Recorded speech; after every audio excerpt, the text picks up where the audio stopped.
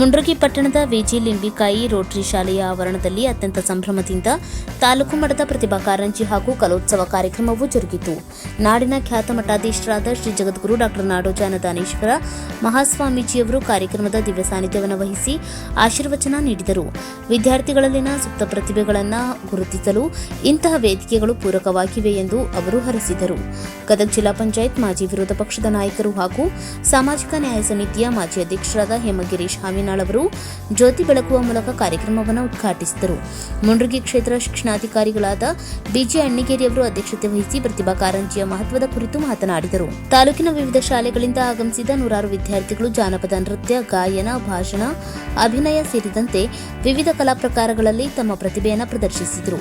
ಗ್ರಾಮೀಣ ಭಾಗದ ಪ್ರತಿಭೆಗಳಿಗೆ ತಮ್ಮ ಕೌಶಲ್ಯವನ್ನು ತೋರಲು ರೋಟರಿ ಶಾಲೆಯ ಈ ಆವರಣ ಸಾಕ್ಷಿಯಾಯಿತು. ಈ ಕಾರ್ಯಕ್ರಮದಲ್ಲಿ ಲಿಂಗರಾಜ್ ಗೌಡ್ರ ಪಾಟೀಲ್, ರಾಜಾಭಕ್ಷಿ ಬೆಟಗೇರಿ, ನಾಗರಾಜ್ ಹೊಂಬಳಗಟ್ಟಿ, ಡಾ ಬಸವರಾಜ್ ಮೇಟಿ ಹಾಗೂ ಶಿಕ್ಷಣ ಇಲಾಖೆ ಅಧಿಕಾರಿಗಳು, ವಿವಿಧ ಶಾಲೆಗಳ ಪೂಜ್ಯ ಗುರುಗಳು, ಗುರುಮಾತೆಯರು, ಊರಿನ ಹಿರಿಯರು ಮತ್ತು ಯುವಕ ಮಿತ್ರರು ಉಪಸ್ಥಿತರಿದ್ದು ಕಾರ್ಯಕ್ರಮದ ಮೆರುಗನ್ನು ಹೆಚ್ಚಿಸಿದರು. ಕುಮಾರ್ ನಾಯಕ್, ಕರಾಳ ಸತ್ಯ ನ್ಯೂಸ್, ಮುಂಡರ್ಗಿ.